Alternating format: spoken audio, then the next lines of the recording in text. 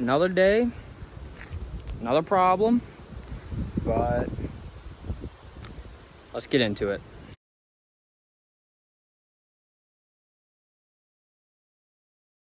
Do you be yourself and make sure that you love being yourself. And it's going to be roadblocks, it's going to be tribulations, but always remember this is a life experience. Accept the experience, appreciate the experience, and learn how to move on from things that don't serve you well, you know, and find your journey, respect your journey, and love it. Yesterday, I drove to Michigan and I picked up a new rear bumper, new taillights, new side skirts, and a skunk to exhaust. However, my water pump blew up on the way back.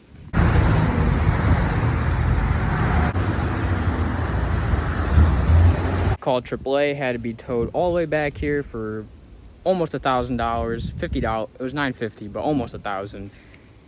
It sucked, but here we are. We got the car back. It just needs a water pump and a belt, and it'll be okay. But let's look at what we bought here.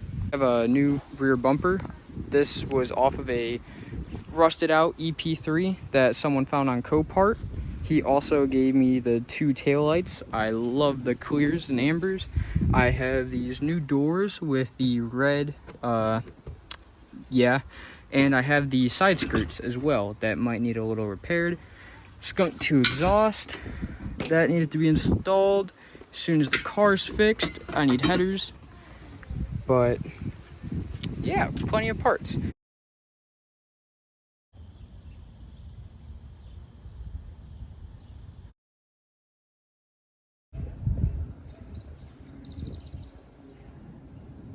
All right, we are on day 2. As you probably saw from the last clip, the Honda is up on the jacks. Today we are going to be replacing the water pump.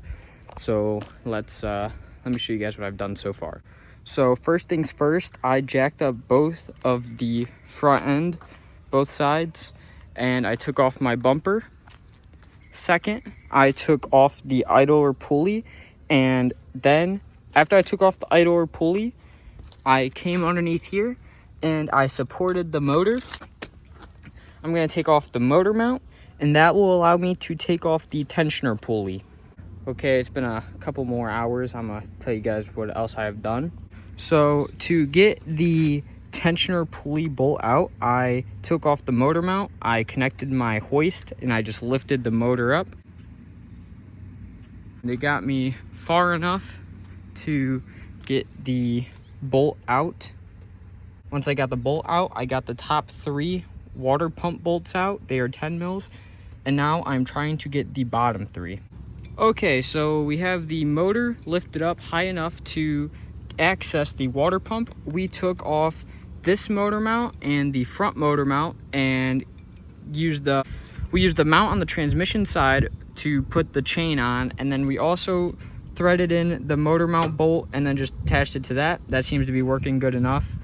And then once you have your motor lifted, you are going to be using sockets and a small ratchet. You're going to put in the top hole and spin your pulley down onto each individual bolt that you need to get. There should be 6 on the EP3 SIs and 7 on the EP3 Type Rs.